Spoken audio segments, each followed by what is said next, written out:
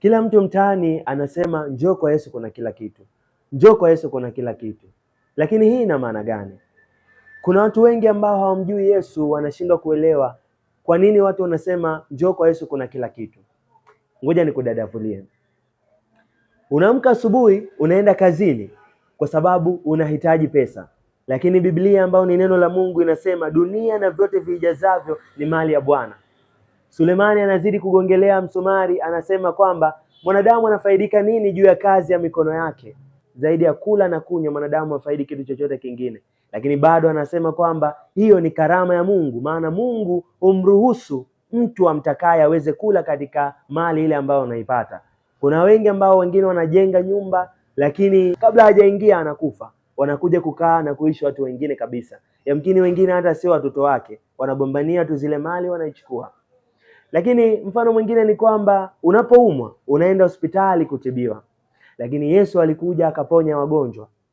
Wanafunzi wa Yohana wanatumwa na Yohana. Yohana anawaambia nendeni mkamuulize Yesu, je, ni wewe ndiye yule ambaye Mungu aliwaahidi wana wa Israeli kwamba atakuja mtetezi wa kuwatetea, au tumsubiri mwingine?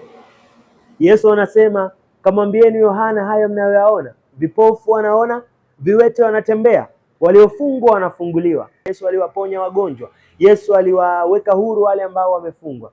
Lakini mfano mwingine, mnapogombana, labda upo kwenye mahusiano, unagombana na mpendwa wako, unatoka mnaenda kwa therapist ili arudishe ile amani. Lakini Yesu anamwambia mama Msamaria, Yesu alikutana na mama Msamaria kwenye kisima, akamuomba yule mama Msamaria, naomba maji ninywe. Yule mama Msamaria akamwambia, inakuwaje wewe ambaye sio Msamaria unaniomba mimi maji wakati hatuchangamani sisi na nyinyi? Yesu anamwambia, ungejua yule anayekuomba maji ungemuomba wewe maji, kwa maana maji nitakayokupa hautaona tena kiu. Chemichemi ya maji ya uzima itabubujika ndani yako. Akiwa na maana gani? Faraja, amani itatoka ndani yako, haitatoka kupitia yule mtu ambaye uko kwenye mahusiano naye. Yesu anaonyesha kwamba kwangu mimi kuna kila kitu. Mitume waliweza kuiona ili jambo mapema sana. Walijua kwamba kwa Yesu kuna kila kitu. Ndio maana watu wote walipomwacha Yesu, Yesu akawaangalia akawaambia, je, na nyinyi mnataka kuondoka? Wanamjibu, wanamwambia, tutoke kwako tuende kwa nani? Maana kwako kuna maneno yenye uzima. Nakumbuka hata na mimi kuna nyakati ambazo nilipitia zilikuwa ngumu. Mtu anakuchukia bila sababu, nikajiuliza kwa nini. Lakini Yesu akanikumbusha, kumbuka nilisema njooni kwangu nyote mliolemewa na mizigo. Mungu alifanya njia ya sisi kwenda kwake, ya sisi kupata utoshelevu kutoka kwake. Mtumaini Mungu, kwa maana kwake yeye Yesu kuna kila kitu.